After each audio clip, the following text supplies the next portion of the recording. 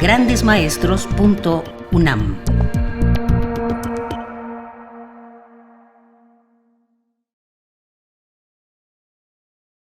Un acontecimiento que ha sido objeto de mis reflexiones prácticamente desde 1969.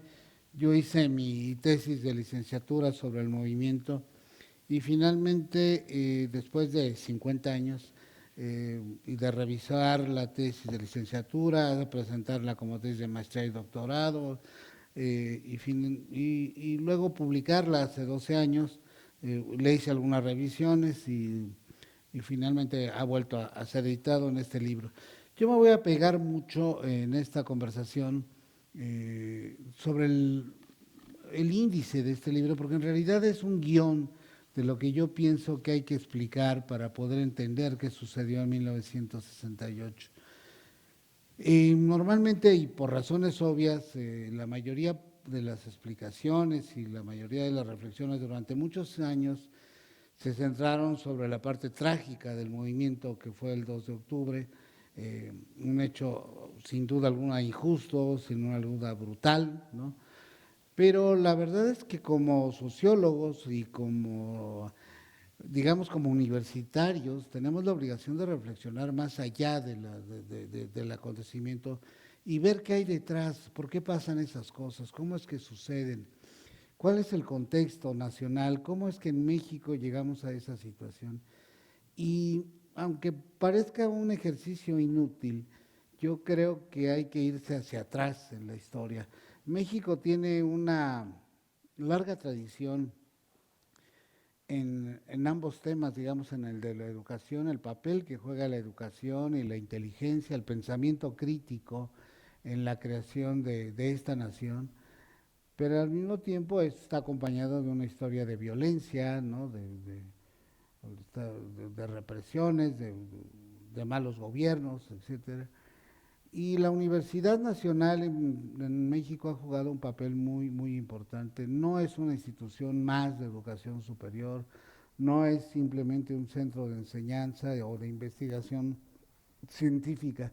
Es antes que nada, yo creo, la universidad una referencia social, una referencia moral, ¿no? La universidad tiene muchos valores que de alguna manera son lo mejor de nuestro país y lo mejor de la humanidad entera. Es decir, lo que aquí reflexionamos todos los días, lo que hacemos está muy ligado al destino, no solo de nuestra sociedad, sino está vinculado a todo lo que sucede en el mundo. 68 no se puede explicar sin lo que había sucedido en la historia de México y sin lo que estaba pasando en ese momento en el mundo entero. Hay un dato que solía olvidarse, ahora afortunadamente creo que cada vez está más presente, y es ¿por qué la coincidencia histórica de todos los movimientos estudiantiles en 2 o 3 años? Es decir, ¿por qué hubo movimientos estudiantiles en todas partes? No todo el mundo tenía un Díaz Ordaz, no todo el mundo tenía un PRI, no todo el mundo tenía un gobierno autoritario, ¿no? De hecho, en algunos países democráticos hubo movimientos estudiantiles muy fuertes, ¿no? En países muy avanzados. Claro, los motivos eran muy diferentes. Los estudiantes de las universidades de Berkeley, de Columbia, de Kent, luchaban en contra de la guerra de Vietnam, una guerra también estúpida e innecesaria que reveló un poco la decadencia ya ahora sí que del imperio norteamericano y que sometía a un sacrificio a muerte de sus jóvenes. Eh, del otro lado, los jóvenes checoslovacos, los jóvenes de Praga, luchaban contra el socialismo realmente existente, contra la dictadura soviética, contra la imposición, entonces la invasión de los tanques soviéticos en agosto de 1968 fue fundamentalmente resistida por los propios estudiantes también.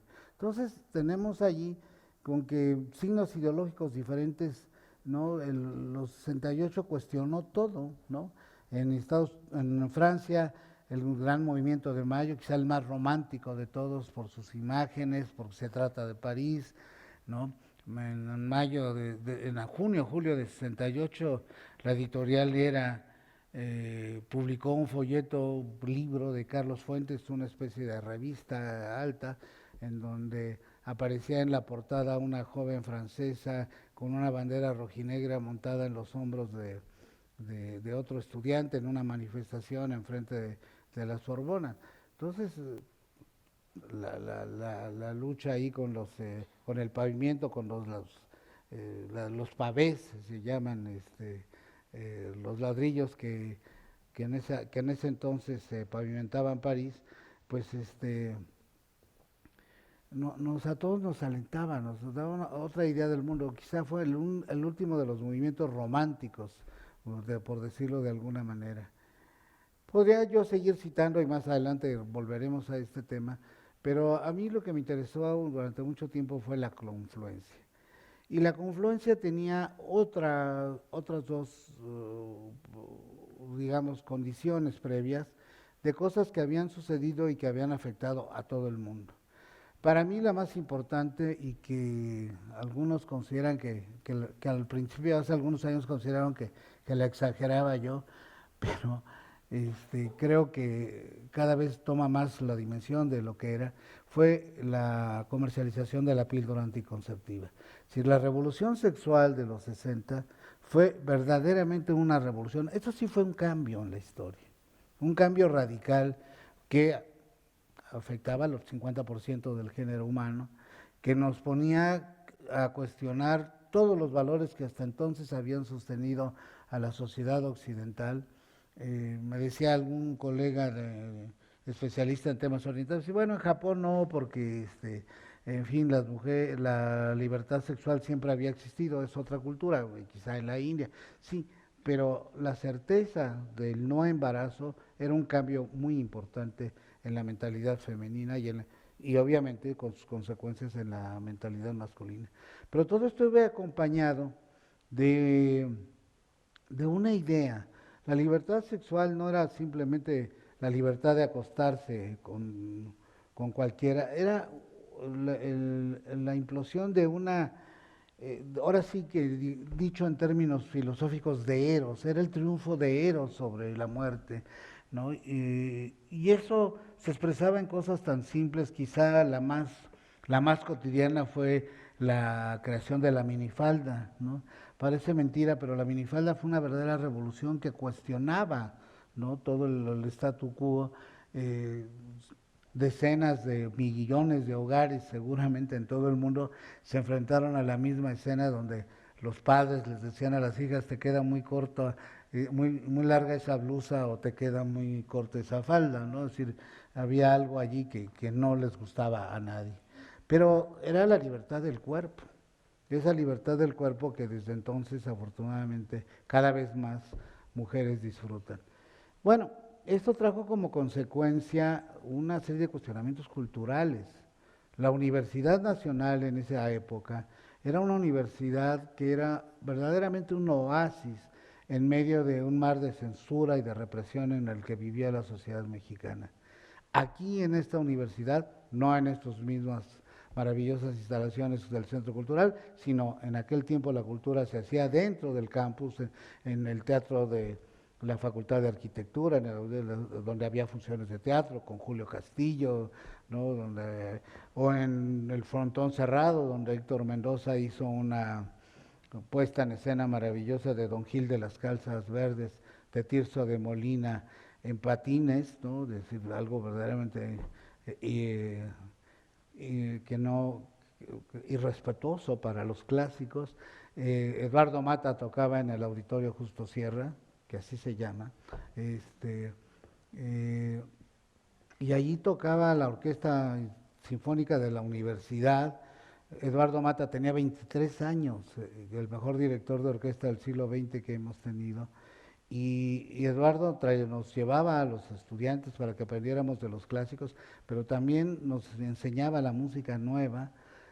Asistíamos todos, nos sentábamos en las gradas, en los escalones, acompañados del rector de la universidad, que era el ingeniero Barros Sierra, ¿no? Entonces, en este ambiente universitario, en este ambiente de libertades, donde el teatro comenzaba a expresarse con una total locura. La danza, ¿no? Los movimientos de la danza resultaron nuevos. Ya venían movimientos anteriores, pero en esos años, la década de los 60 fue realmente espectacular. Y por último quiero mencionar el cine, ¿no? Nosotros, gracias a Manuel González Casanova y a Paul Leduc, teníamos los famosos cineclubs universitarios, donde pasaban las películas que la mayoría de los mexicanos no podían ver. Y no me refiero a las películas de carácter erótico, sino también a las de carácter político. Los estrenos se daban 2, 3 años después, bueno, pero había películas como La Batalla de Argel de Gilo Pontecorvo o como Zeta de Costa Gravas, ¿no? Que no pasaban en las carteleras comerciales y sin embargo nosotros las veíamos aquí. Es más, llegamos a ver en algún momento, no recuerdo si fue todavía en la década de los 60 o a principios de los 70, cuando pudimos ver la película emblemática de la censura en México, que era La Sombra del Caudillo, ¿no? De Julio Bracho, que estuvo enlatada 20 y tantos años y que se consiguió una copia, no sé cómo, la verdad, y la pudimos ver en el Auditorio Justo Sierra. Es decir, esa era la universidad que nosotros vivimos en esos años y que ustedes también viven de alguna manera, porque esta universidad sigue siendo un paraíso creativo y cultural. Entonces, la cultura, pero esa cultura que estábamos viendo en México era lo que estaba pasando en el mundo entero. En el mundo entero estaban cambiando las cosas y yo, insisto, ahí tuvo mucho que ver la liberación sexual y que dio pie a una intensificación. Ya existía, por supuesto, el feminismo, pero de ahí en adelante tomó nuevos bríos. Eso es por un lado. Por otro lado, en octubre de 1967, tuvo lugar la primera transmisión global por televisión. Por primera vez hubo un programa que pasó por todos lados. Y a mí me parece hartamente simbólico el hecho de que ese programa, después de que cada país presentara su folclore, expresiones propias de cada uno, culminara con una canción que se volvió emblemática y que ustedes conocen muy bien, con un grupo que era los Beatles, el grupo quizá más universal de esos años y hasta estos, y que terminó con la canción All You Need Is Love, todo lo que necesitamos es amor. Es decir, eh, de alguna manera era una receta, ¿no? Si habíamos estado todos viéndonos en la televisión, de alguna manera era una receta para la convivencia pacífica. Recuérdese que eran los años de la Guerra Fría, recuérdese que todavía la amenaza nuclear estaba presente por todos lados. Entonces era muy importante que se buscaran caminos. Bueno, este panorama por un lado. Luego México. ¿Qué tenía México en esos años? Bueno, teníamos un sistema de partido único, ¿no? El PRI, teníamos un presidencialismo muy fuerte, ¿no? Que controlaba las cámaras, que controlaba a los gobernadores, que controlaba la Suprema Corte, ¿no? Los miembros del Poder Judicial, prácticamente la gran mayoría eran designados por el propio presidente de la República. Al tener hegemonía el PRI en las cámaras, se hacía lo que el presidente decía, no había pluralidad, es la tan llevada y traída pluralidad hoy, en ese momento estaba prácticamente inexistente. El país era plural, por supuesto, pero no tenía una representación plural. Era un sistema autoritario, no digamos que, no me atrevería a llamarlo una dictadura, pero sí era lo que se llama en ciencia política un régimen hegemónico a partir de una estructura de poder muy clara en donde todos estos peligros, todas estas amenazas estaban allí presentes todo el tiempo. O sea, el presidente podía hacer lo que se le diera la gana porque tenía a la Cámara a sus órdenes, tenía a los gobernadores como incondicionales y tenía a muchos otros miembros del poder político. Ahora, la universidad, que es ahí donde quiero entrar una parte quizá un poco larga, pero bueno, yo la juzgo necesaria para poder comprender por qué la Universidad de México tiene un papel tan importante y por qué es de un peso histórico definitivo. Si ustedes recuerdan sus primeros años de escuela en la primaria, una de las grandes figuras, y hasta la fecha lo sigue siendo, es Benito Juárez. ¿Cuál era la magia de Benito Juárez? No había ninguna magia, era producto de un trabajo y de un esfuerzo muy particular. La historia romántica nos dice que era un pastor, ¿no? Que cuidaba ovejas, qué sé yo, y que aprendió a leer a los 11, 12 años, ¿no? Y después siguió estudiando, etcétera, es decir, una larga carrera hasta llegar a ser presidente de la República. ¿Cuál es la lección moral que se desprendía de eso? Es que la educación, ¿no? El dedicarse a aprender era la manera de progresar en todos sentidos, no solo económico, no solo tener un título para ganar dinero, sino progresar para servir al país, progresar para satisfacer cosas personales, pero también sociales. Y yo creo que esa imagen romántica ha pesado mucho sobre todo los mexicanos, ¿no? Una de las cosas que extraña y que a veces tampoco es muy comprendida, y en particular, y esta universidad es un poco la víctima de esa creencia, es que en México todo el mundo quiere tener una carrera, quiere tener una licenciatura y ahora todo el mundo quiere tener un doctorado. Todo eso me parece bien, siempre y cuando eso respondiera a una verdadera vocación. Pero en México hay muchas gentes que estudian, que son obligadas a llegar hasta la preparatoria, a la licenciatura, simplemente porque tienen la obligación de llegar a la universidad. No se dan cuenta que muchas veces, sin tener la más mínima vocación, sin tener una vocación realmente para lo que están haciendo, ¿no? Simplemente porque tienen que tener un título. Yo me acuerdo cuando yo era joven, ser licenciado era importantísimo, ¿no? Es decir, ya un licenciado se volvía un valor fundamental. Ahora hay que ser doctor o maestro, ¿no? Es decir, seguimos subiendo la escala. Y por supuesto que a veces estamos llenos de frustraciones, de vocaciones frustradas, de gente que no hace lo que realmente quiere. Eh, Tengo casos de amigos de todos los sectores sociales que en realidad querían hacer otra cosa, ¿no? Niños ricos que en realidad querían ser mecánicos, ¿no? Y que por la valoración social, por este desprecio profundo que seguimos teniendo heredado de la colonia por el trabajo manual, ay no, ¿cómo vas a ser mecánico y vas a andar ahí todo mugriento, todo el día? No, no, tú tienes que tener una carrera. Y me acuerdo que mi amigo en este caso, me vale gorro la universidad, yo lo que quiero es tener mi taller mecánico, punto, porque me gustan los coches, por lo que sea. Y otros chicos que hacían grandes trabajos y que llegaban a mi facultad, que los he tenido como alumnos, y me dicen, bueno, no, maestro, yo en realidad lo que quería era dedicarme a ser agente viajero, o qué sé yo, pero mis papás quieren que esté en la universidad. Bueno, entonces, allí hay un problema serio de valoración social, ¿no? Que para mí es como, ¿por qué no leen los mexicanos? Pues porque leer es un ejemplo social, y si no es una conducta social valorada, pues los niños no leen.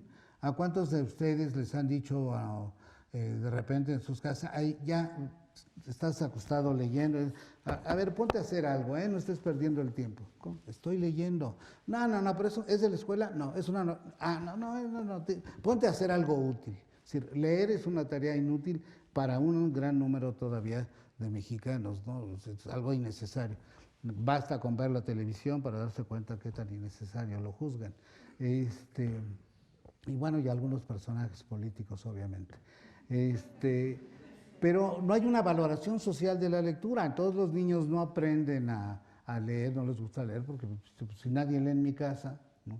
Niño que ve a sus papás leer, niño que va a leer, ¿no? Pues quizá no a los 10 años, 11 años, pero tarde o temprano ese niño va a descubrir que lo que hacían sus papás leyendo en la cámara era algo muy importante. Eso es por un lado. Por otro lado, la Revolución Mexicana fue una revolución de masas, espontánea, etcétera, por muchas, la dictadura, toda la historia se la saben ustedes. Pero una cosa muy importante fue que precisamente en los últimos años del Porfiriato comenzaba a tener un gran valor la educación otra vez, como medio de ascenso. Los denostados científicos en realidad era un grupo de tecnócratas, los llamaríamos hoy, ¿no? Pero al fin de cuentas gente ilustrada. Porfirio Díaz toma la decisión, aconsejado por uno de sus consejeros más importantes, de reabrir la universidad que había sido cerrada por considerarla conservadora a fines del siglo XIX. Y en 1910 se vuelve a abrir la Universidad Nacional. Todavía no era Universidad Nacional Autónoma de México, la autonomía, como ustedes saben, fue un capítulo posterior. Pero la Universidad Nacional, que se inaugura en 1910, fue una de las últimas creaciones del Porfiriato y una creación muy importante. En la ceremonia de inauguración, Justo Sierra va a hacer un discurso importantísimo que señalaba, entre otras cosas, que la universidad sería una especie de faro de luz que guiaría a la nación en los momentos más oscuros. Es decir, la universidad como una referencia del destino nacional. Nuestra tarea, la responsabilidad que en ese momento nos estaba dando a los universitarios, todos, el rector, su fundador, el ministro de Educación, Justo Sierra, era una responsabilidad de un gran tamaño. Ese discurso decía también que la universidad, los universitarios no serían sorprendidos reflexionando sobre, ahora sí que sobre la metafísica en momentos de angustia para el país. Es decir, los universitarios tendríamos que estar pendientes todo el tiempo del acaecer nacional, de los sucesos nacionales, de las tragedias nacionales. Es decir, una universidad de gentes conscientes, no ajenas, no metidas en laboratorios o en cubículos, sino realmente vinculadas a la sociedad. Ese discurso de Justo Sierra, que ha sido, yo diría, repetido a lo largo de toda la historia por todos los rectores, no de esta manera literal, pero sí de muchas otras maneras, ha hecho recaer en la responsabilidad de los jóvenes universitarios de una responsabilidad social y política muy importante. Los universitarios hemos participado como elementos críticos, como elementos fundamentales para la creación de la nación, ¿no? México no hubiera sido lo que es si no hubiera habido esa universidad, si no hubiera habido esta universidad. No es la única institución, ya afortunadamente hay muchas otras muy valiosas y muy importantes, pero durante muchos años esta fue la única.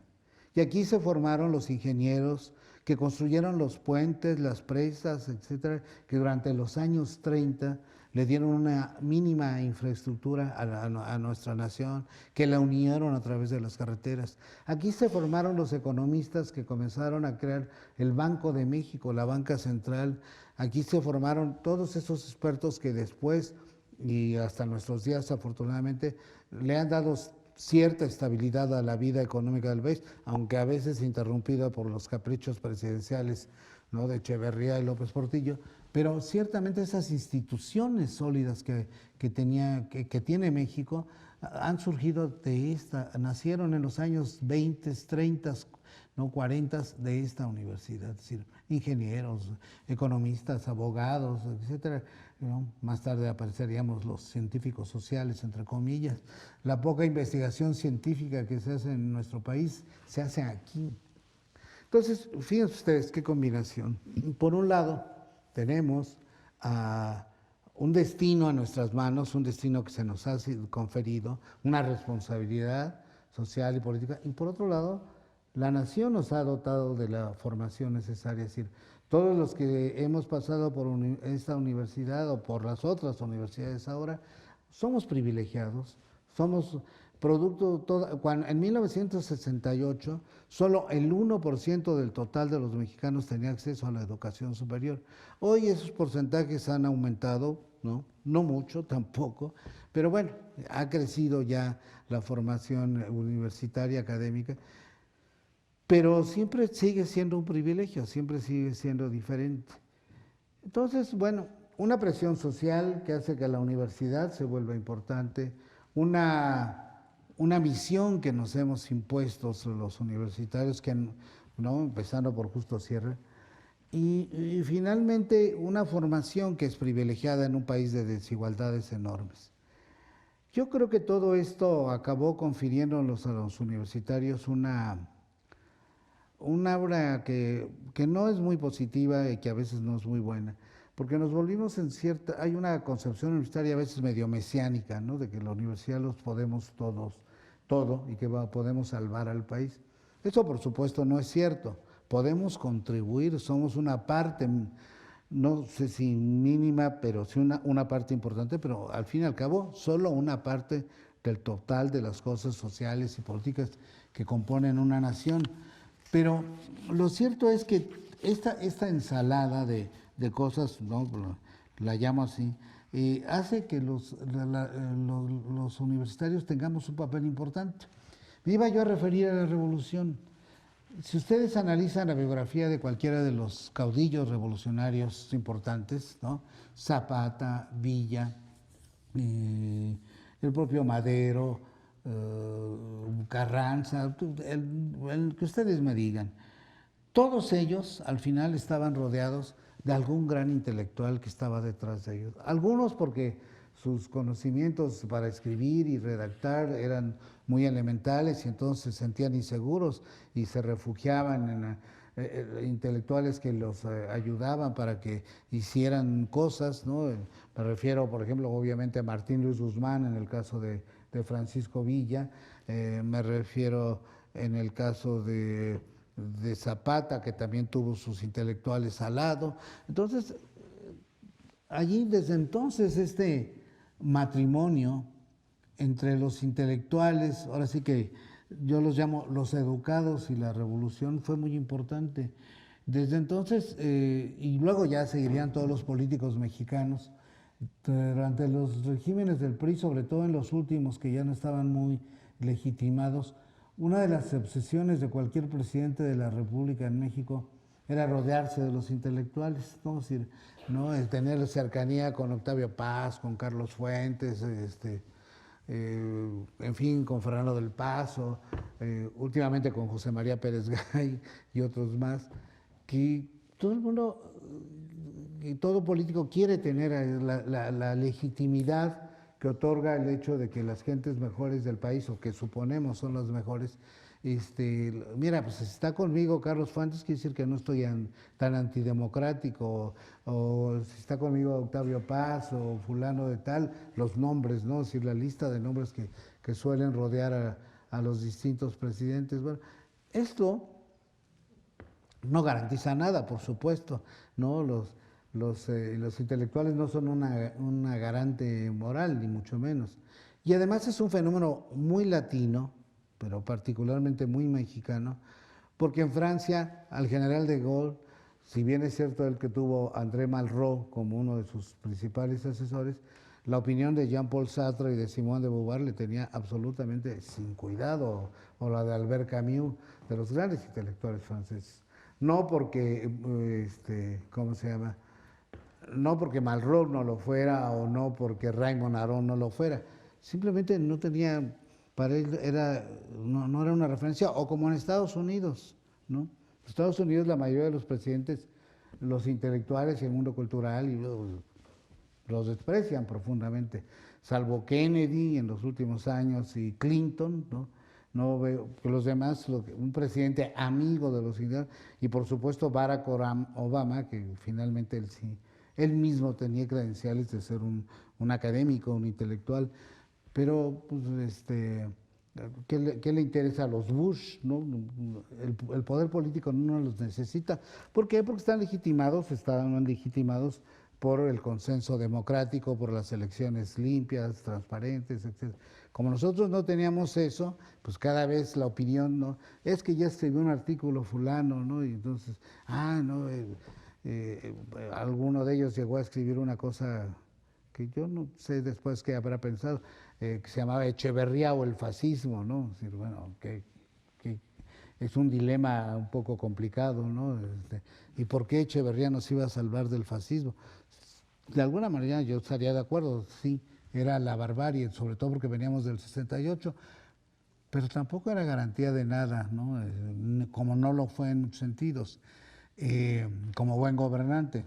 Por supuesto que Echeverría no quiero decir que fuera un fascista, lo que quiero decir es que la relación con los intelectuales no legitimaba realmente a nadie, era una imagen que se quería vender. Eh, esta relación tan ambigua, la relación entre los intelectuales y el poder en México, es una de las constantes de la vida política mexicana. Hay que decir una cosa, que en esta vida intelectual no podría existir también en México la independiente, no la de los profesores de la universidad, sino los intelectuales que operan y que trabajan fuera del sistema universitario, aunque la mayoría de ellos de alguna manera siempre estuvieron vinculados a la universidad. La garantía de que de su autonomía, de su libertad, en gran parte estaba dada por esta universidad. Allí quiero referirme también, un poco adelantándome a otro tema que tocaré más adelante, al hecho de la autonomía universitaria. Todo esto que relataba yo hace un rato respecto a la vida cultural de la universidad en los años 60, tenía que ver básicamente, y era posible gracias a la autonomía universitaria.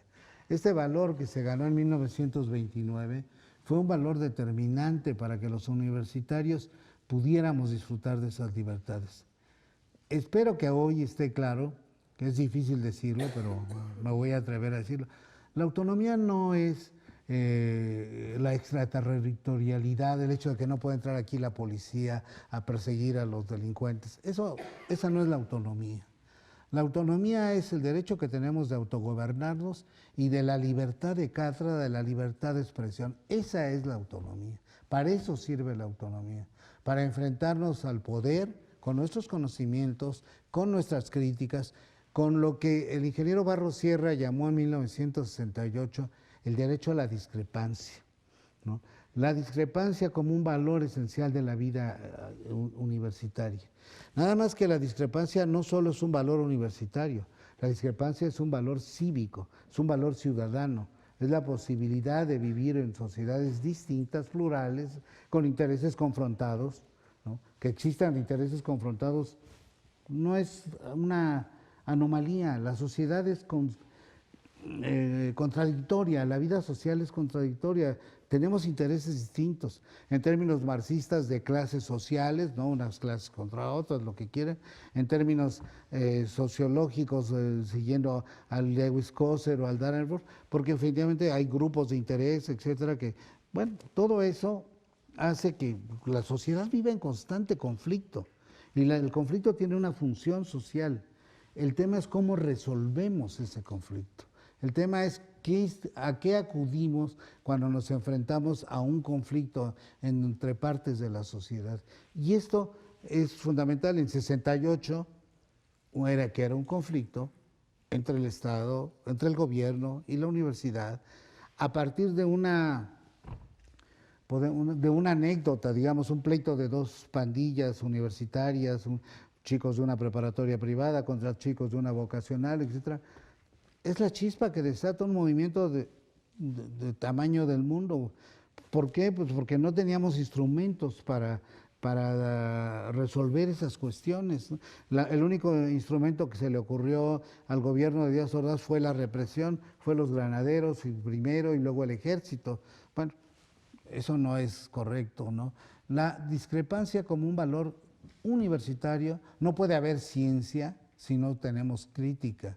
Un científico critica todo lo que se ha hecho hasta antes y llega y dice yo voy por este camino, etcétera, y cuestiona y cuestiona y cuestiona. Nunca hay un conformismo respecto a lo que son. Lo mismo hacemos los, entre paréntesis, científicos sociales. Tenemos que cuestionar permanentemente a la sociedad, al poder político. Si lo dejamos de cuestionar, dejamos de ser universitarios. Si nos conformamos con que ahora sí ya estamos en el paraíso, no es cierto. Nunca vamos a estar en el paraíso. La sociedad siempre va a tener conflictos, siempre va a tener contradicciones, y estas contradicciones son muy difíciles de resolver. La historia de la universidad lo demuestra. En los años 30 se experimentó aquí una cosa que ahora de repente he escuchado se quiere volver a plantear: la elección universal y directa del rector de las autoridades universitarias. Bueno, fueron 10 años de absoluta inestabilidad, ¿no? De absoluta inestabilidad en la vida política y académica de la universidad. ¿Por qué? Bueno, pues porque los candidatos a rectores comenzaron obviamente a corromper, a comprar, a tener los seguidores que se enfrentaban unos con otros. Si alguien quiere ubicar el origen en parte del problema de los porros, tiene que recurrir a esos años 30. Había un grupo de derecha que se solían llamar los conejos, ¿no? Y estos conejos eran muchachos de derecha, de católicos, etcétera, pero que estaban críticos de dos cosas. Una, de la universidad, que en un momento de las autoridades universitarias, que cuando las sentían que se iban demasiado a la izquierda, pero también del gobierno de Lázaro Cárdenas, que era de izquierdas, ¿no? Entonces, eso hacía que la universidad tuviera un papel crítico, ¿no? ¿Qué pasó con, por qué nos dieron la autonomía? Bueno, porque los universitarios no creaban un problema a los gobiernos revolucionarios y entonces Emilio Portes Gil decidió, bueno, en un momento, bueno, pues quieren la autonomía, pues órale. Y lo primero que hizo fue quitarnos el presupuesto. Ahora, si son muy autónomos, pues manténganse solitos, ¿no? Pues por supuesto que no, pero eso no es posible. Pero lo que sí es cierto es que la universidad era siempre castigada por sus razones críticas de una y otra manera. El experimento democrático afortunadamente terminó, se dieron otras soluciones y finalmente llegamos al statu quo que hoy, donde tenemos autoridades que, en fin, mucha gente critica y mucha gente no está de acuerdo, ¿no?, con la existencia, por ejemplo, de la Junta de Gobierno, pero si encuentran otra mejor solución, es esperada. Las otras ya las experimentamos, ¿no? Ya experimentamos el voto universal directo, ya hemos experimentado muchas cosas. Bueno, ya me estoy yendo para otro lado, pero lo cierto es que la universidad tiene una función crítica permanente y eso fue fundamental a lo largo de todos estos años. Por un lado constructora, por un lado crítica, son sus dos papeles esenciales.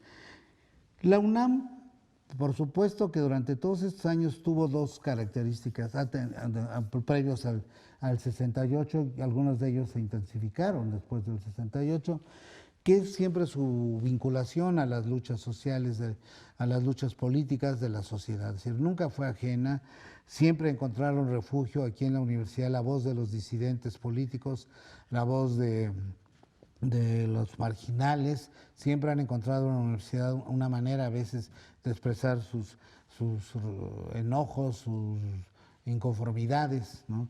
Eso es muy importante y le digo, gran parte de eso se debe a que gozamos de la autonomía. Si no tuviéramos la autonomía, nunca hubiéramos tenido la libertad de tantas cosas, incluso de esta vida cultural a la que hacía yo referencia. Por supuesto que la vida universitaria no ha estado exenta de conflictos también, de discrepancias, de luchas, ¿no? Si ustedes analizan la vida de la universidad, se van a encontrar durante muchos años con conflictos estudiantiles, algunos artificiales, algunos con causas sociales. Por ejemplo, en 1900 a fines de los 50, principios de los 60, aquí hubo un gran movimiento contra una cosa tan simple como era la elevación de las cuotas de los autobuses, ¿no? Entonces aquí se secuestraron autobuses, se mantuvo aquí cierto tipo de autobuses que estuvieron en la Ciudad de México, jamás entraron a la Ciudad Universitaria porque implicaban una cuota más alta. Pero los universitarios, al defender la causa del costo del transporte público, no solo estaban defendiendo una cosa interna, estaban defendiendo también un derecho de la sociedad. Si era equivocado o no, ese es otro tema.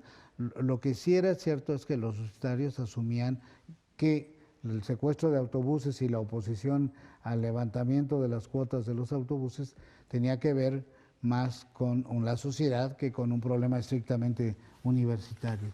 Entonces, la universidad siempre y fue solidaria con los movimientos de huelga que previos al 68, la década de los 50 fue muy importante en críticas y en discrepancias dentro del mundo del sindicalismo, ¿no? Los movimientos que intentaban liberarse de la sujeción de los líderes charros en los petroleros, los maestros, y más tarde los médicos, ¿no? Todos esos movimientos precedieron. Había una gran agitación sindical en el país, eran ya los signos de que el sistema, el desarrollo estabilizador, el milagro mexicano ya no estaba funcionando.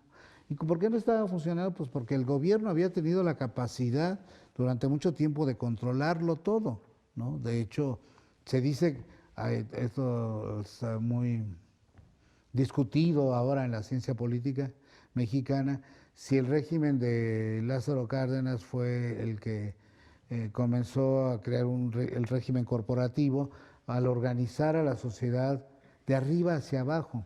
Esto es muy importante, la sociedad mexicana no se organizó de abajo hacia arriba como las otras democracias, se ha creado en muchos sentidos de arriba hacia abajo. Es decir, los sindicatos, las grandes centrales obreras, se crearon bajo el auspicio del gobierno y por eso estaban tan asociados al PRI, ¿no? Incluso las organizaciones patronales. Por ley se fueron organizando la Coparmex, la Conganaco, todas estas cosas que para operar un comercio tenías que ser miembro de estas. Bueno, entonces una sociedad organizada desde arriba, no desde abajo. Y eso hace una diferencia a la hora de ejercer la democracia. Y eso permitió el charrismo y alentó y alimentó al charrismo sindical, ¿no? Es decir, el hecho de que los líderes también dependieran de la voluntad presidencial. Imagínense ustedes, bueno, ¿quién se iba a rebelar? Y eso precedió a la década de los 60. Y en los 60, ¿no? Los movimientos estudiantiles en la universidad fueron muy importantes, y no solo en esta, sino en todo el país, ¿no? Quizá el primer gran antecedente del movimiento estudiantil de 68 fue la huelga de los médicos, de los internos de los hospitales públicos, que reclamaron sus derechos, mejores situaciones, porque se había acabado una situación romántica. Hasta los años principios de los 50, no, finales de los 50 y principios de los 60, perdón, cuando uno llegaba a la universidad, uno llegaba con la idea de que iba a estudiar una carrera, iba a poner un despacho como ingeniero, como abogado, como arquitecto, ¿no? Y entonces, bueno, pues ya iban a llegar los clientes y de vez en cuando podía dar los clientes podían ser el gobierno, el sector privado, otros iguales, qué sé yo. Pero a partir de los años 60 la estructura económica del país empezó a cambiar y ya el profesional, el profesionista liberal, como se llamaba en ese tiempo, prácticamente dejó de existir. Todos los que estudiábamos en esta universidad estudiábamos para ser empleados, o sea, también, aunque fuéramos ingenieros, aunque fuéramos abogados, aunque fuéramos médicos. Ya no íbamos a poner nuestro consultorio, teníamos que trabajar en un gran hospital público, ya no íbamos a poner un despacho de arquitectos, teníamos que trabajar en el gobierno, en la Secretaría de Comunicaciones o qué sé yo, o en los grandes despachos, en las grandes constructoras como ICA. Ya no, los abogados comenzaron a asociarse o trabajaban en el gobierno, en el Poder Judicial, o tenían también que someterse. Es decir, la ilusión del profesionista liberal, si ustedes ven las películas de los años, principios de los 60 todavía, con César Costa y Enrique Guzmán vestidos de universitarios en un convertible ahí en la explanada de Seúl, pues esa idea romántica del universitario se terminó en los 60, ya ser universitario ya no era la garantía de ese ascenso social tan mágico, ¿no? El tema se volvió más complicado. Entonces los médicos, los jóvenes que estudiaban medicina, estaban sujetos por primera vez a ser empleados de grandes hospitales, ¿no? La mayoría de ellos públicos, y de a reclamar situaciones laborales más justas. Esto, verán ustedes, dio lugar a una protesta muy amplia, ¿no? Muy significativa.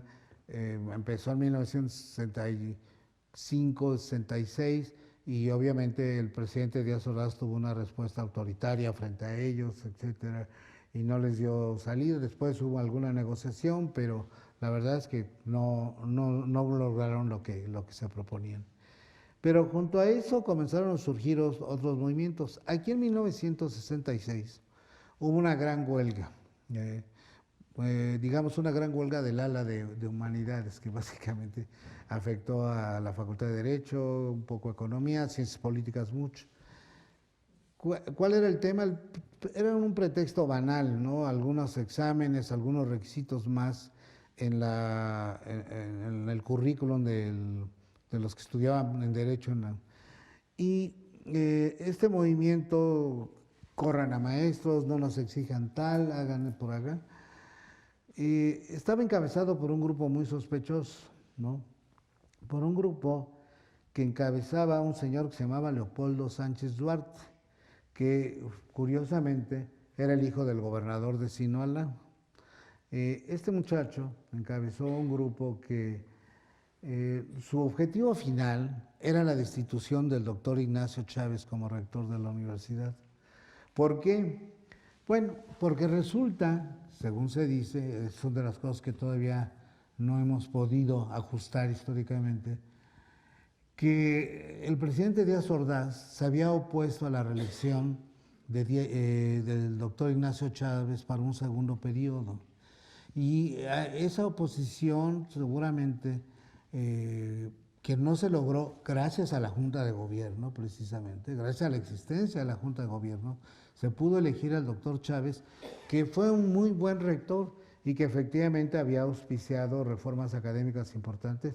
Y sobre todo, yo creo que hay que reconocerle a él y a Nabor Carrillo la gran vida cultural de la universitaria.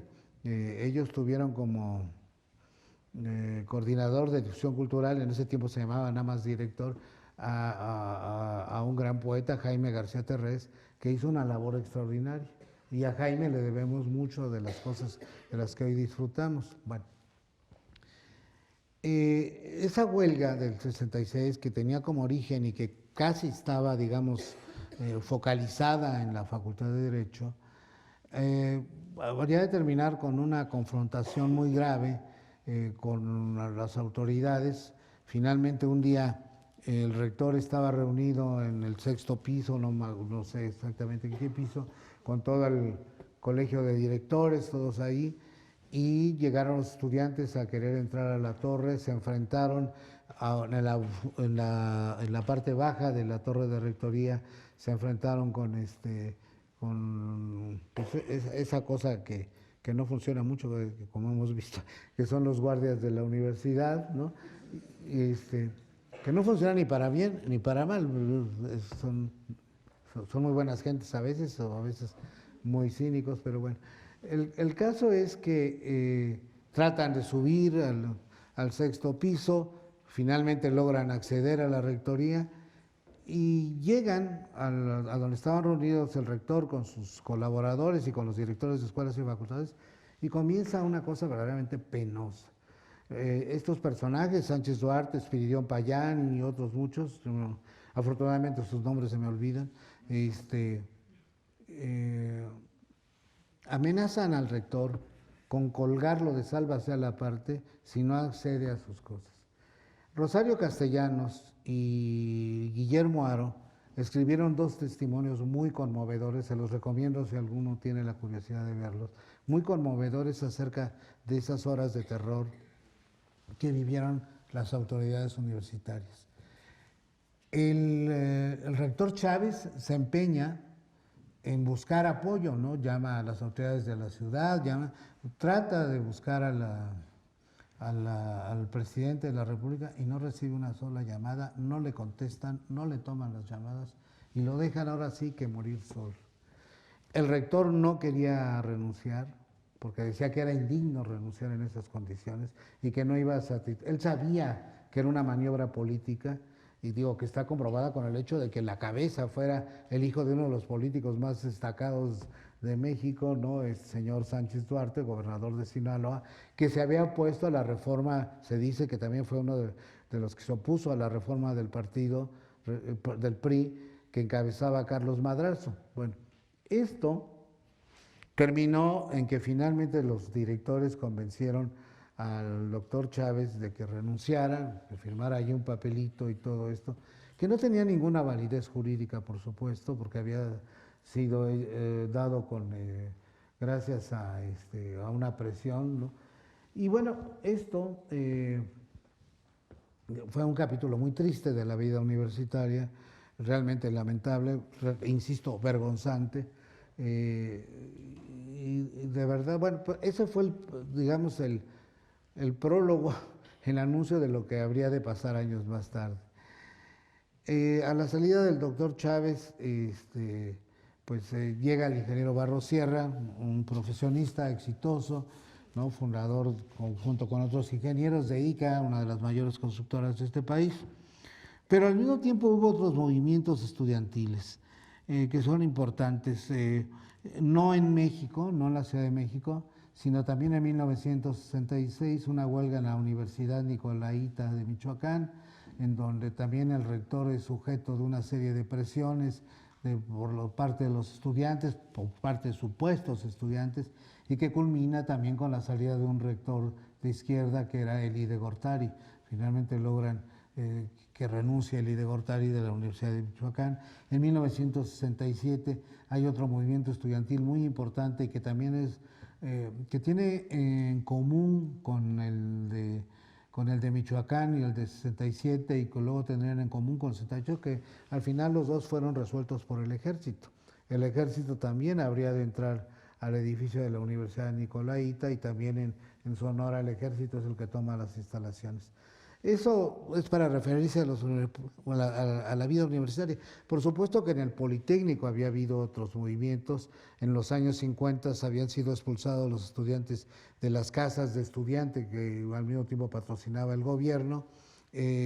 Había habido movimientos en las normales, ¿no? También, o sea, se iba calentando, digamos, el escenario político nacional con chispas que salían de aquí y de allá, cosas muy graves todas ellas, pero que presagiaban de alguna manera ya lo que habría de suceder en 68.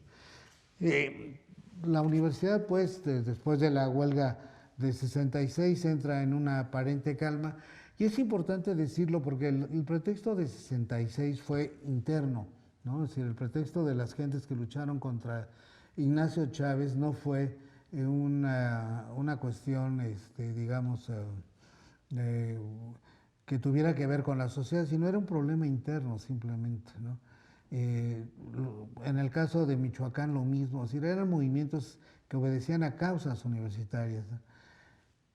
El 68 no, el 68 en el caso de México tuvo otras motivaciones más profundas y más importantes.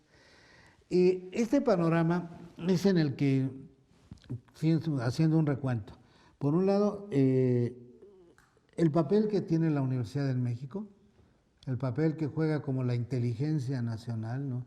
Este papel que, decía yo, Justo Sierra nos atribuyó, ¿no? De ser una conciencia de la nación de alguna manera, exagerado, pero bueno, así estaba, y que muchos nos hemos creído, muchos de los estudiantes universitarios en su momento nos las hemos creído, y hemos actuado en consecuencia políticamente. Luego, por otro lado, la relación tan ambigua que siempre han tenido los gobiernos mexicanos a partir de la revolución, a partir de estos consejeros áulicos con los líderes revolucionarios, con entre la inteligencia y la universidad, los intelectuales, ¿no? Y su papel, su peso específico en la vida política nacional. Segundo elemento. Tercero, la presión social. Todo el mundo quiere ser universitario en México, todo el mundo quiere tener una carrera. Me refiero a universitario, me refiero a cualquier escuela de nivel superior, ¿no? No quiero decir universitario Puma, no, sino me refiero a todos. Todas estas cosas crean lo que hace rato llamé una ensalada, un conjunto de situaciones muy interesantes que no se repitió en otras partes del mundo. Como yo les decía al principio, las causas de los movimientos estudiantiles del 68 fueron muy diferentes, no tenían nada que ver unas con otras aparentemente, salvo los comunes denominadores que he establecido, pero lo demás, las causas, los motivos particulares eran muy distintos. Nosotros no teníamos una guerra de Vietnam, ¿no? Como ellos no tenían un Díaz Ordaz. Nosotros no teníamos a los tanques soviéticos encima, ¿no? Tampoco tuvimos una revolución cultural como en China, que en ese momento se desarrollaba y que también fue protagonizada por estudiantes. Nada más que allí hay ciertas ambigüedades porque no está muy claro si eran ya movimientos espontáneos y que Mao supo encauzar, ¿no? Que el Partido Comunista supo encauzar a través de la famosa Revolución Cultural, que fue un horror también, es decir, fue darles en manos de los jóvenes estudiantes chinos, a partir de una serie de principios ideológicos, la capacidad de adueñarse y de destruir el viejo orden, y entonces se destruyeron objetos de arte, se humilló a profesores, a intelectuales, etc. Fue verdaderamente un capítulo de horror, ¿no? ¿No? La Revolución Cultural no tuvo nada de romántica, fue al contrario. Hoy China lamenta mucho las pérdidas que se dieron en ese momento, pero en ese momento no, lo único que tenía en común con los movimientos era aparentemente un movimiento también libertario, porque era crítico, pero esa libertad era pues muy rara, vamos a decirlo de alguna manera, porque obedeciendo a principios ideológicos muy dogmáticos, en realidad lo que hizo fue empobrecer a la cultura china, cuando en realidad los otros movimientos en otras partes del mundo ampliaron los horizontes.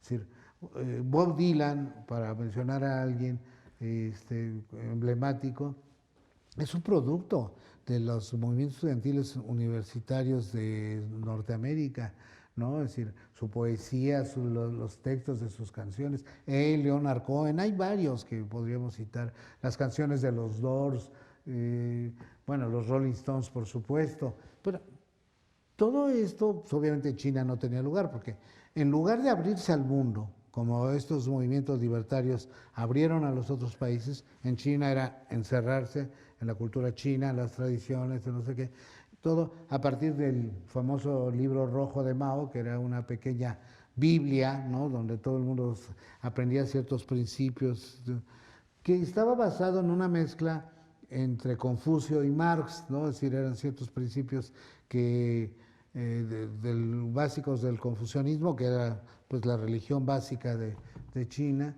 los principios básicos que se movían en China, pero revueltos con el marxismo. Entonces, esa ensalada ese sincretismo ideológico fue muy interesante. Pero eran jóvenes también, por eso traigo a colación lo de China. En el caso, insisto, de otras partes del mundo, había otros motivos.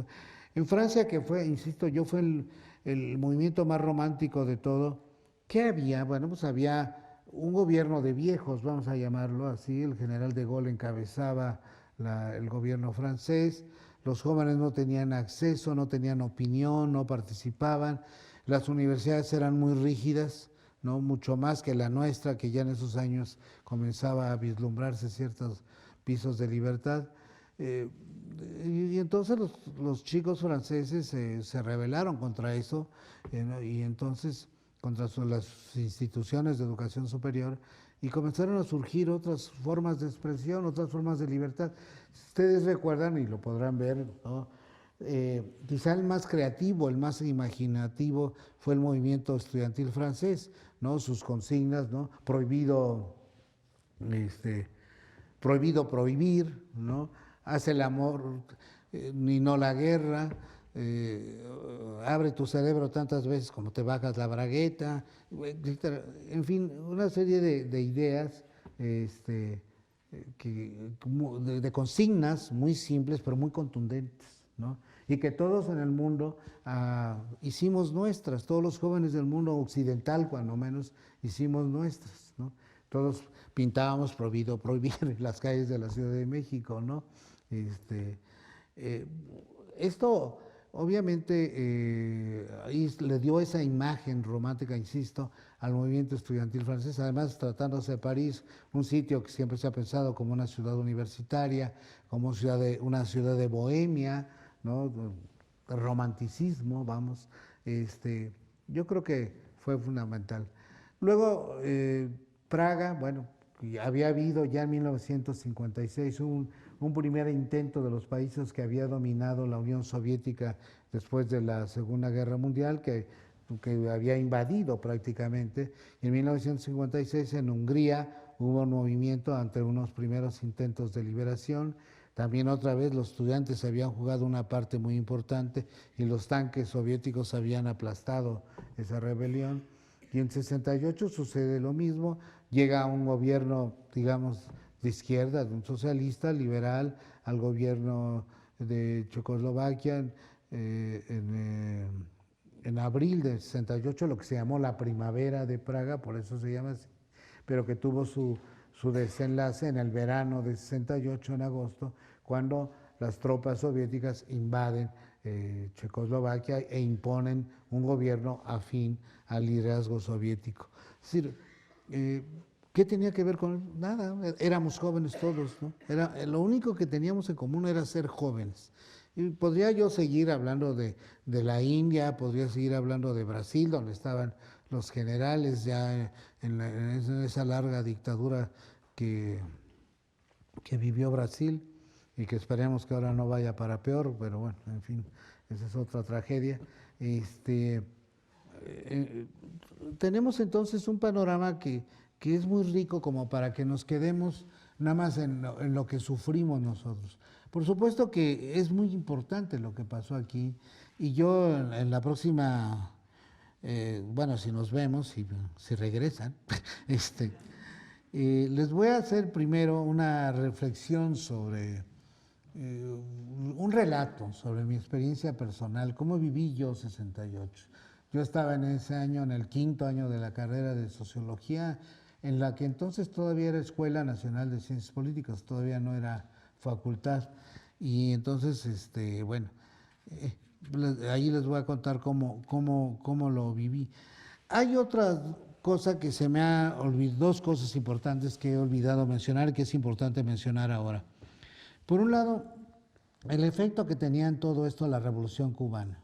En 1959, ustedes saben, 58-59, triunfa la Revolución Cubana que encabezaba Fidel Castro. Ese fue un momento de grandes ilusiones, ¿no? De grandes esperanzas. Por fin el socialismo llegaba a un país latinoamericano, aunque al principio la Revolución Cubana no se presentó como tal, pero poco a poco fue habiendo acercamientos. Pero sobre todo lo que causaba simpatía de Fidel Castro era su antiimperialismo, el ser antinorteamericano. Ustedes saben que los mexicanos vivimos una especie de esquizofrenia frente a Estados Unidos. Por un lado los admiramos en muchos sentidos, por otro lado los detestamos, ¿no? Por un lado, todo qué horrible los norteamericanos y la gente quiere ir a trabajar allá, ¿no? La clase media más acomodada dice, ay, los gringos, qué horror, que no sé qué, pero todos quieren ir a Disneylandia. Y los ricos dicen también que son ellos por católicos, no, esos son protestantes, etcétera, pero todos tienen su dinero allá de aquel lado. Bueno, entonces, esa relación ambigua, ¿no? Pero finalmente hay una constante, que detestamos a los norteamericanos, una parte de nosotros la detesta. Y Fidel Castro significaba todo eso, significaba el rechazo al imperialismo yanqui, a la dominación norteamericana, era una revolución de jóvenes, ¿no? Con figuras mediáticas muy importantes, ¿no? El Che Guevara lo siguió siendo durante muchos, muchos años, no sé, hasta la fecha, de repente todavía algunos compañeros, algunos de ustedes llegan con sus camisetas del Che Guevara, se convirtió en una figura también muy ambigua, porque finalmente el Che Guevara, con esa fotografía de Alex Korda, en donde está mirando al infinito, así como iluminado, como recibiendo una señal del cielo, bueno, todo el mundo trae esa camiseta. Y luego su trágica muerte, ¿no? Es decir, en Cochabamba, cuando está el cadáver tendido del Che allí en una plancha de concreto, una foto que yo diría que es horrible, pero en fin, pero si ustedes piensan la semejanza con la de un Cristo caído, es decir, ahí la asociación del catolicismo, que es que finalmente priva todavía en el alma nacional, pues hay el Che Guevara era un héroe, ¿no? Una mezcla de catolicismo con marxismo, una cosa muy rara, pero bueno, así es. Pero eso era muy importante, la Revolución Cubana alentó muchas ilusiones, renovó la confianza en la Revolución Armada. Muchos jóvenes después del 68, particularmente en los 70, ¿no? Se fueron a la guerrilla después del movimiento en una cosa imposible, ¿no? Como el propio Che Guevara va a fracasar, ya había fracasado en Bolivia, y bueno, ya la revolución así como como la pensábamos a lo mejor incluso yo un poco, no se iba a dar, el capitalismo había absorbido todo, ¿no? Este, el capitalismo se comió la figura incluso del Che Guevara, ¿no? Hacer camisetas del Che Guevara se volvió muy importante. Yo el último ejemplo que tengo de esa capacidad de absorción que tiene el capitalismo es que un día caminando por una de las calles más elegantes de Londres, en una tabaquería, de repente veo un cenicero con la imagen del Che Guevara. Dije, ¿cómo? El Che Guevara aquí en St. James, en Londres, ¿cómo? Y entonces lo que dice exclusivo para puros cubanos, es decir, que el cenicero era para puros cubanos y por eso tenía la imagen del Che Guevara. Bueno, el capitalismo se lo traga todo y es capaz de mediatizarlo, como decíamos en aquel entonces, cooptarlo, diríamos ahora. Bueno, el caso es que la Revolución Cubana fue un factor importante y que estaba también en la mentalidad de todos los jóvenes, no solo de México, sino otra vez de todo el mundo. Fue un hecho que conmocionó al mundo. Por otro lado, también se me olvidó mencionar que la universidad, esta en particular, bueno, había habido un movimiento normalista, eso ya lo mencioné, no me refería a él en específico, pero sí dije que había habido movimientos también de protesta por parte de los normalistas, por aquellos siempre de la adscripción, de si los querían mandar a provincia y todos querían quedarse en los centros urbanos, y esa fue otra de las constantes. En 61 fue la huelga esta por los camiones, ¿no? Y luego, por otro lado, la existencia también de algo muy importante, que es la derecha universitaria, que en ese momento estaba representada ya no por los conejos, ni por los sinarquistas, que fue un movimiento que salió del grupo cristero, sino estaba representada por lo que se llamaba el movimiento universitario de renovadora orientación, que era un grupo de estudiantes de derecha, muy conservadores, católicos, que formaron lo que se llamaba el Muro, ¿no? Hay que decir que dentro de esta participación de las creencias y de la religión en los movimientos, tiene dos partes. Por supuesto que fueron los años en que nació la iglesia que estaba con el pueblo, los movimientos, esta iglesia que se asociaba a los movimientos sociales, pero también una iglesia conservadora. En el caso de la Universidad Nacional, fíjense ustedes qué curioso, por un lado los jóvenes del Muro acudían a la parroquia universitaria, una parroquia que está aquí en Copilco, ¿no? Pero que también era un centro cultural.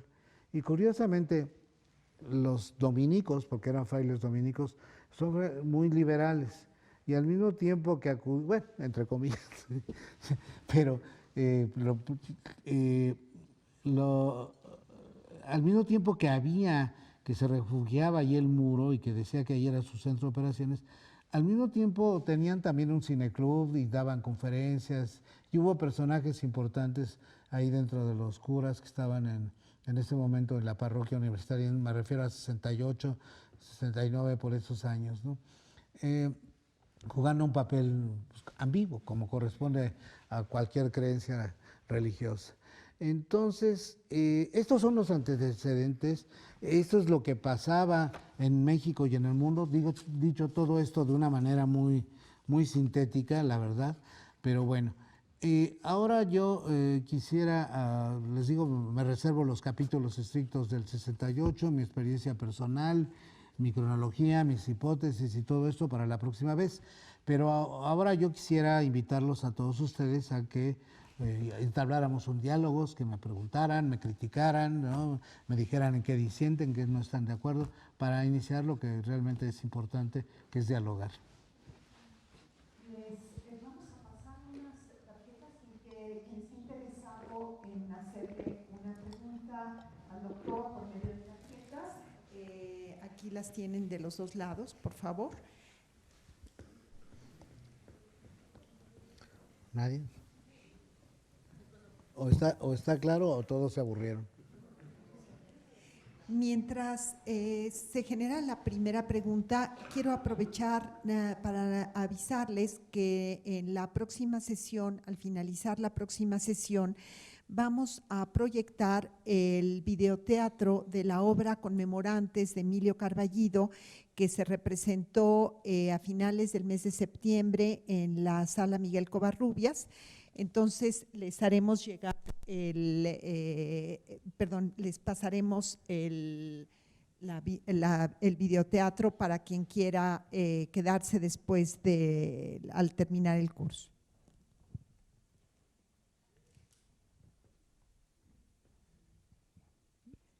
Si alguien quisiera comenzar con el micrófono, quizá mientras se generan las otras preguntas. Sí.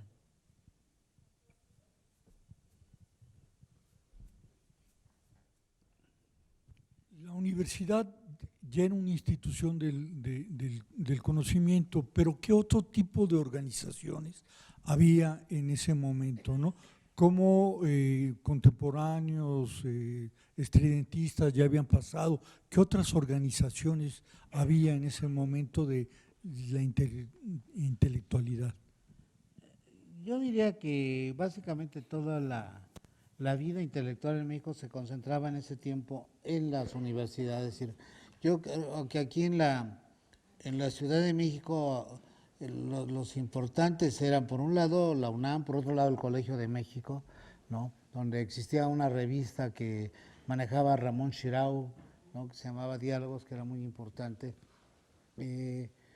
Pero casi todo giraba alrededor de la universidad. Ahora, la otra parte, la otra institución que fue muy importante también en esos años y que había sufrido y que también sufrió un duro golpe por parte del gobierno fue el Fondo de Cultura Económica, que dirigía Arnaldo Orfín Larreina y al cual se le obligó a presentar su renuncia a raíz de un hecho importantísimo, la publicación de un libro, ¿no?, que se llamaba Los hijos de Sánchez, quizá ustedes lo conozcan, que es un libro muy discutido por los antropólogos mexicanos, muchos antropólogos, gente decente, digamos, no de derecha, como el maestro Ricardo Pozas, el antropólogo, el autor de Juan Pérez Jolote, lo criticaban metodológicamente, pero ese libro tuvo la virtud de exaltar a muchos mexicanos, porque el padre de los Sánchez, de los hijos de Sánchez, por ejemplo, tenía una afirmación que a todos asustaba. Bueno, era de que ojalá y en México tuviéramos un presidente de Estados Unidos para que hubiera orden, ¿no? Y eso realmente lo dijo este hombre. Por otro lado, hacía un retrato, ¿no?, de las condiciones de la pobreza, en donde había promiscuidad, padres que violaban a las hijas. Óscar Luis se asustó tanto de esto que después hizo otro libro ya sobre 5 familias de distintas clases sociales, ¿no?, en donde demostraba que, por ejemplo, el incesto no era un fenómeno de los pobres, era un fenómeno de ciertas familias y que en familias de clase media alta, etcétera, también se había dado. Hoy que sabemos que las violaciones, la mayor parte provienen de miembros de la misma familia, ya no nos extraña oír eso, pero en ese momento fue un escándalo, que porque la familia mexicana no era así, los valores y todo eso le sirvió de pretexto a Díaz Ordaz para pedirle la renuncia a Orfila, con lo cual se perdió durante un tiempo un filón muy importante para la cultura mexicana, que era el fondo. Después Orfila, afortunadamente, con los otros intelectuales forman el grupo que daría luz al siglo XXI y ya comenzamos a vivir de otra manera. Hay que decir que en el 68 se comenzó a gestar la primera gran expresión de libertad de prensa, que es el Excelsior de Julio Scherer. Julio Scherer asume la dirección de Excelsior en julio de 68 y después gran parte del movimiento encontró en Excelsior un vocero muy, muy importante.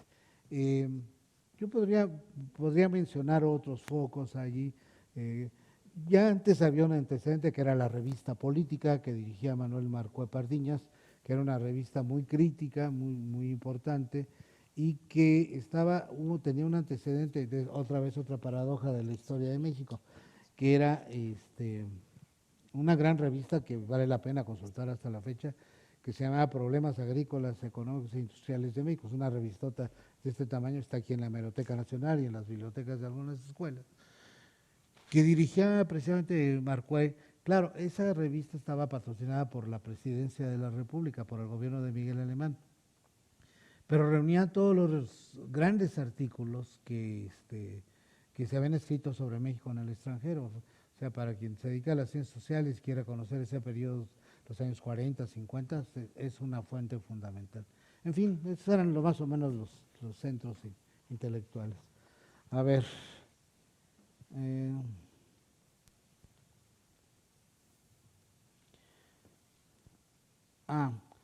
Ángel Oliva, de la PAUNAM, después de escuchar los diferentes conflictos en la década, ¿cuál piensa usted que ha sido el hilo conductor porque se detonara el conflicto 68?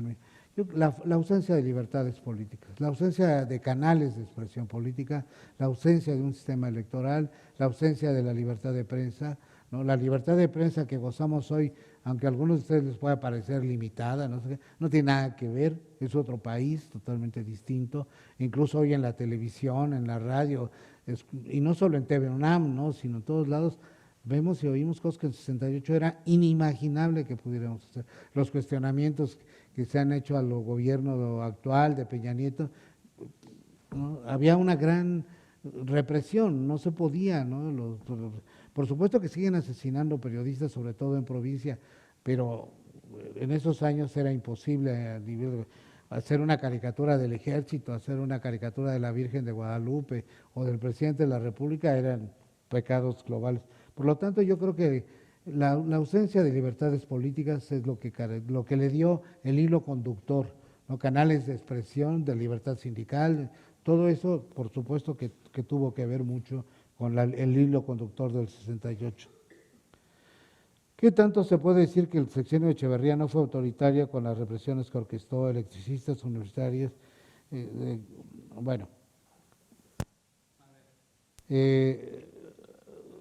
creo que, a ver, no entiendo muy bien porque Echeverría no tuvo nada que ver con la salida de Elí de Gortari, eso fue todavía con Díaz Ordaz, aunque él era el secretario de Gobernación. Las huelgas de electricistas, no, yo diría que Echeverría fue autoritario de otra manera, ya no de una manera tan violenta, ¿no? Como lo fue el gobierno de Díaz Ordaz. Acuérdense que Echeverría inicia su gobierno llamando a la apertura democrática, y la verdad es que esa apertura democrática se convirtió más en un mito que en una realidad.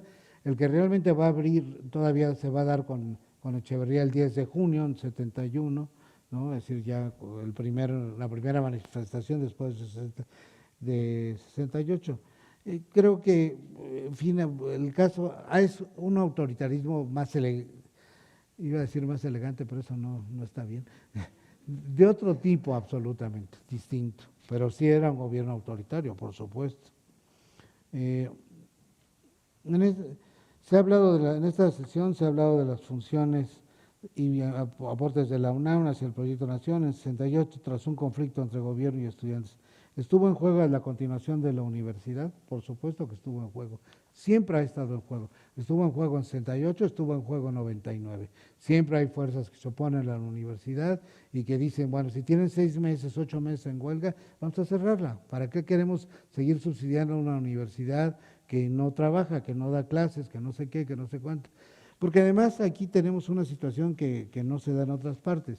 Cuando ha habido huelgas, el rector González Casanova, Pablo, decidió en un momento que la universidad no era un patrón y por lo tanto no se suspenden los sueldos. O sea, mientras están en huelga los trabajadores o como en un momento estuvieron en huelga los profesores, aquí se seguía pagando los sueldos. Aunque no hubiera clases, aunque no trabajáramos, nos siguen pagando los sueldos. Entonces, claro, sectores conservadores dicen, bueno, ¿por qué va a estar el recurso público, ¿no? El dinero de la sociedad mexicana financiando una institución que no funciona? Claro que siempre está en peligro la universidad. ¿Existe libro de referencia acerca de los mecanismos de organización dentro del Consejo General de Huelga? Yo recomendaría el de Gilberto Guevara, ¿no? La libertad nunca se olvida, me parece que es el más completo de todos, o el de Sergio Cermeño, que también tiene capítulos al respecto. ¿Qué tanto pierde el movimiento cuando no se maneja una comunicación que busca integrar y sí separar? ¿Usted cree que el impulso cultural y sexual de los está tomando un segundo aire en estos últimos años? Yo creo que sí, digo, la verdad es que no es tanto el sexual, sino ya como una lucha política del feminismo. Creo que se ha transformado ya más que en una lucha individual, porque en un momento fue una rebeldía incluso personal lo que sucedió en los 60, ¿no? Rebeldía en muchas formas, ya hablaré de eso la próxima vez, pero por supuesto que más que ya la idea simple de la libertad sexual, lo que está tomando aires en la lucha y está tomando formas muy importantes. Seguramente este milenio será femenino o no será, yo creo que será, es importantísimo eso.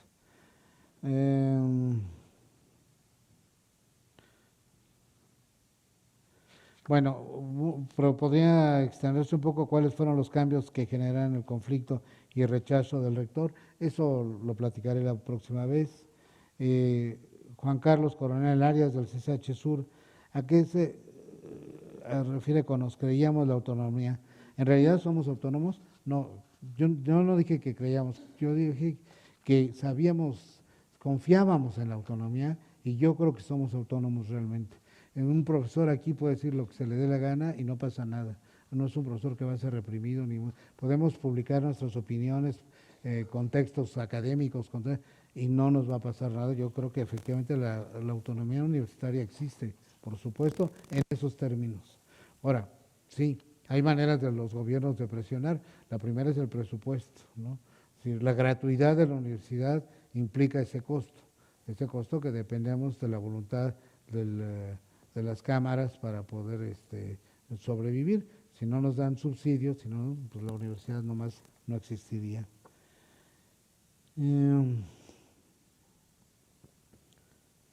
¿A qué le atribuye la solidaridad vista en el 68 y qué cree del movimiento actual con respecto a sus resultados y reacción a la comunidad universitaria? Bueno, yo creo que en primer lugar en el 68 hubo dos factores importantes, insisto, me voy a referir a ellos más tarde.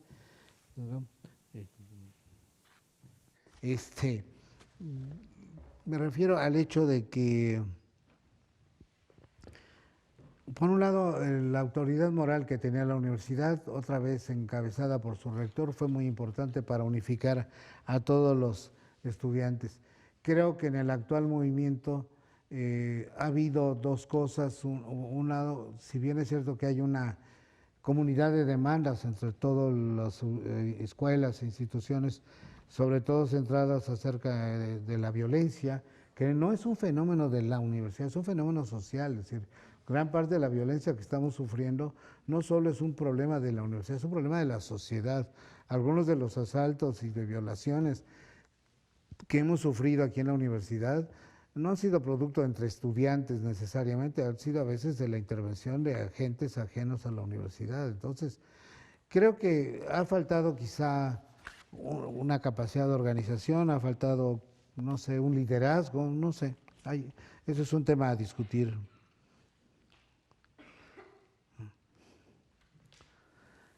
Es exclusivo de México, de nuestro contexto, el llamado ensalada de causas en las que los acontecimientos sociales se refiere, porque pareciera que nuestro país está más expuesto que otros a esa conexión de ingrediente tan aleatoria a los que solo les falta un chispazo para explotar. No, yo creo que todas las sociedades son iguales. En todas partes se combinan muchos factores para que suceda.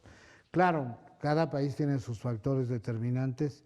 En México quizá el más importante es la desigualdad social, ¿no? Eso es quizá lo que genera muchas cosas de los conflictos sociales que vivimos. Si no hubiera desigualdad siempre va a haber, pero no debiera ser tan profunda, ¿no?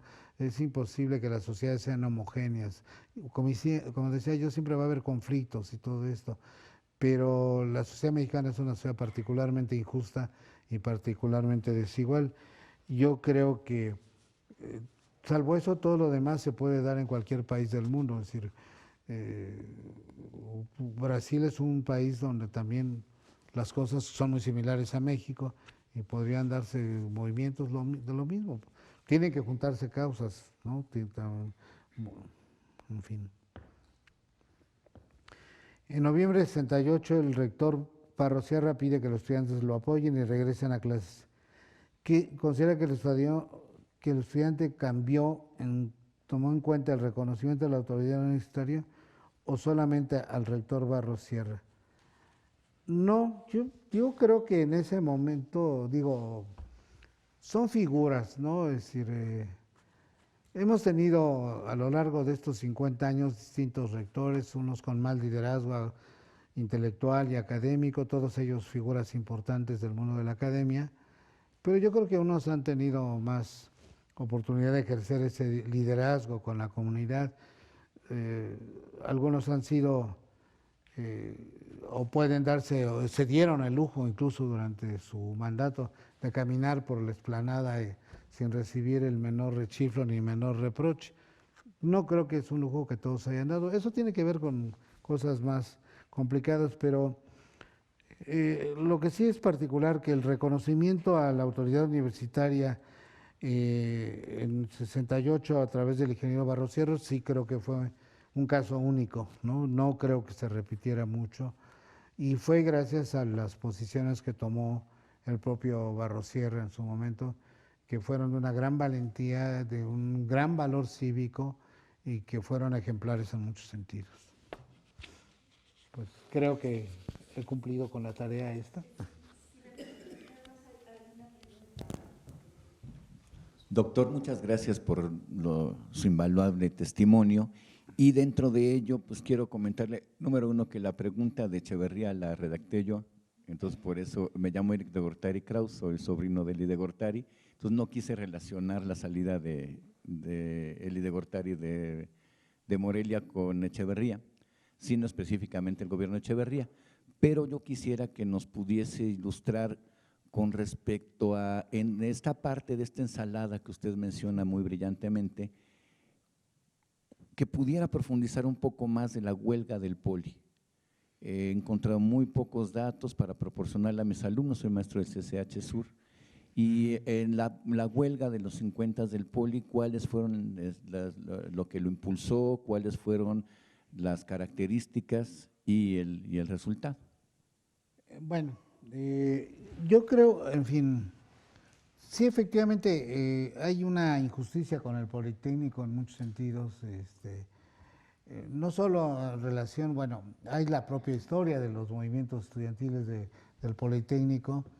Yo diría que el momento más álgido del movimiento estudiantil politécnico fue el que llevó a la clausura de los internados del Politécnico, y tenía que ver precisamente con la Guerra Fría, esta idea de que los politécnicos estaban, que los internados se habían convertido en un refugio de izquierdistas, de posibles guerrilleros. En ese tiempo no se hablaba tanto de las guerrillas, pero sí de focos de subversión, todo esto en el clima de la Guerra Fría. Esto sucedió en 1956, si mal no recuerdo, era el gobierno del presidente Ruiz Cortines, un gobierno que no se caracterizó particularmente por ser represivo, pero sí por ser un gobierno que estaba muy alejado de la sociedad. Entonces yo creo que tuvo mucho que ver eso. Yo tengo alguna reflexión sobre esto en el libro. Le prometo que para la clase próxima, para la charla próxima, traeré algo más. Pero sí, efectivamente, el Politécnico a veces se le ha escatimado su papel. Pero yo creo que una de las razones por las cuales, por ejemplo, en el 68 el Politécnico no aparece tanto, tiene que ver con la autonomía. Hay que recordar que el Politécnico no es autónomo, el Politécnico es al director lo nombra el presidente de la República prácticamente, el secretario de Educación. En lo que veremos la semana que entra, cuando los universitarios de aquí le piden al rector Barros Sierra que encabece la marcha de protesta del 1 de agosto, el rector puede darse el lujo de ir. Él invita al director del Poli y el director del Poli dice que no. Y días más tarde se organiza una marcha del Politécnico, y ya convocada por los puros politécnicos, aunque ya existía el Consejo Nacional de Huelga, tampoco se cuenta con la asistencia del director del Politécnico. Y bueno, ¿por qué? Pues porque ahora sí que, no lo digo en un sentido peyorativo, pero así es un empleado del gobierno. a diferencia aquí de la universidad, al rector, insisto, no lo nombra el presidente, el rector lo nombra la Junta de Gobierno a través, ¿no? Y entonces eso cambia, es un cambio radical. Entonces la autonomía, por eso insisto que es un valor que tenemos que, en fin, ENES, Escuela Nacional, ¿qué es ENES? Bueno, el Regina, no es apellido, ENES León Regina. ¿Qué opina del 2 de octubre? No se olvida del libro de Velasco Piña, dice José Luis Rocha Rodríguez. ¿Qué acciones generaron el grupo del muro y quién eran sus personalidades? ¿Qué beneficios se rescatan del 68 como lecciones que debemos aprender? Bueno, esta última la contesto la semana que entra, cuál creo que han sido las aportaciones del 68 a la vida política mexicana, a la vida social. ¿Qué opino del libro 2 de octubre? Me parece que es una versión un tanto fantasiosa, no es una versión histórica, es una historia, digamos, válida, cada quien tiene derecho a expresar su visión, ¿no? Pero creo que es una visión un tanto, si bien es muy cruel la historia, pero está muy edulcorada, me parece, y no atiende las motivaciones políticas, sociales más profundas del movimiento. Simplemente es una historia del heroísmo de una chica que muere, ¿no?, en la plaza, todo esto. Es una visión, yo insisto, que está bien verla, pero es eso, ficción, no es un libro de historia, ni mucho menos. ¿Qué hizo el Muro? El grupo de Muro en realidad se dedicaba a atacar durante todavía los años 70, cuando había representaciones teatrales que por ejemplo no eran de su agrado. Un día llegaron y golpearon a alguien porque hacían mofa de la Virgen de Guadalupe, atacaron una exposición en el Museo de Arte Moderno, que incluso valió para que las autoridades le despidieran al director del museo y obviamente sacaran la obra del artista. Sí, el Muro hacía esas acciones muy puntuales, ¿no?, sobre todo, que tenían que ver con formas de censura generadas por ciertos, entre comillas, valores religiosos. Las figuras del Muro, yo tampoco quisiera recordarlos, pero había un señor Víctor Sánchez Steinpress, que era uno de los cabecillas del Muro. Había otro, que por cierto fue compañero mío de generación, Víctor Baños, ¿no?, que eran pues de eso, golpeadores, etcétera, ¿no?, y que siempre estaban en contra de los movimientos de izquierda. Yo estudié en ciencias políticas, decía yo, y les puedo contar brevemente algo que es importante. En los años 60, 64, prácticamente toda la década, ciencias políticas tenía una forma de organización estudiantil muy particular. En lugar de formar planillas para las elecciones de la sociedad de alumnos, en ciencias políticas teníamos partidos políticos, ¿no?, partidos políticos estudiantiles. Entonces, fiel copia de lo que sucedía en la parte exterior, existía el Partido Revolucionario Estudiantil, ¿no?, el PRI, donde estaban los jóvenes militantes de las juventudes del PRI, el Partido Estudiantil Socialista, donde estaban los jóvenes de las juventudes comunistas y todas las variantes de la izquierda, maoístas, trotskistas, ¿no? Ya saben, la izquierda se divide siempre así como célula, ¿no? Se va el proceso de bipartición. Y luego había el Partido Auténtico Universitario, que eran los estudiantes católicos asociados a esta capilla, donde militaba, por ejemplo, don Fernando Solana, Miguel Ángel Granados Chapa, ¿no?, Froilán López Narváez, etc. Bueno, a ese grupo, al PAU, por ejemplo, se le asociaba, se le quería asociar el Muro, y jamás los compañeros, hay que reconocerlo, jamás permitieron que se hiciera una ecuación de Partido Auténtico Universitario y Muro. Entonces, así se elegía a los representantes a la sociedad de alumnos de la facultad. O sea, para elegirlos se hacía un debate, ¿no?, que tardaron casi 40 años en haber debates aquí en México entre los candidatos, pero en ese tiempo había debates que presidía uno de nuestros maestros, ¿no? Se le daba la voz a uno, a otro, etcétera. Era muy interesante y era una muestra de madurez política, que era la única escuela que lo tenía, ¿no? Teníamos nuestros partidos políticos, había una asamblea donde estábamos representados, cada grupo tenía un representante, un delegado, un diputado, podríamos decir. Era muy padre realmente y era parte de nuestras ilusiones que podíamos ser un país democrático en ese tiempo. Ante los complejos de Eduardo Aburto, lo complejo de los cambios por los que está pasando a México con Peña Nieto y AMLO, ¿qué posibilidad hay que se genere otro movimiento estudiantil o cómo siente al estudiantado? No, bueno, pues yo creo que eso no es previsible por el momento, habrá que ver. Yo creí, y esta es una opinión personal, que este movimiento contra la violencia iba a crecer más. No creció, por un lado que bueno, por otro lado creo que se debió en gran parte a que hubo una muy buena respuesta a las autoridades. A mí me parece que el hecho de que el doctor Graue haya ido al plantel Azcapotzalco a dialogar con los estudiantes me pareció un hecho muy valiente y muy importante y que ayudó a resolver. No sé si este problema no acaba por resolverse, yo creo que allá hay otra fuente de conflicto muy importante que puede caerle al futuro gobierno. Y sobre todo porque, insisto, el problema de la violencia que vivimos no es un problema de la universidad, es un problema de fuera de la universidad que nos cae a nosotros. Y está asociado a otros temas que pues ya, yo por ejemplo creo que este aumento de la violencia contra las mujeres tiene que ver mucho con la reacción de los hombres, ¿no?, frente a la liberación femenina.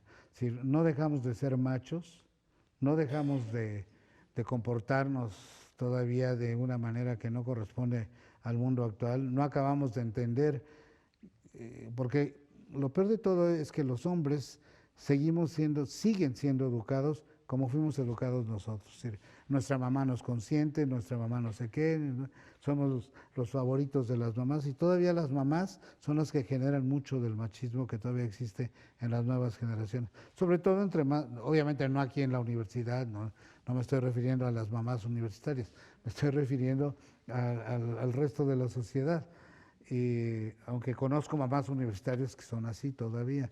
Entonces los jóvenes no acaban de entender, entonces los celos de los hombres, los afanes posesivos, ¿no?, sobre todo no tanto sexuales sino de la independencia, lo que los hombres no resisten es la independencia de las mujeres y eso es una demanda personal, individual, que está detrás de cada mujer y cada joven hoy en el mundo. Y eso en un país como el nuestro, el aumento de la violencia contra las mujeres no es exclusivo de México, en España se han visto cosas terribles también, ¿no?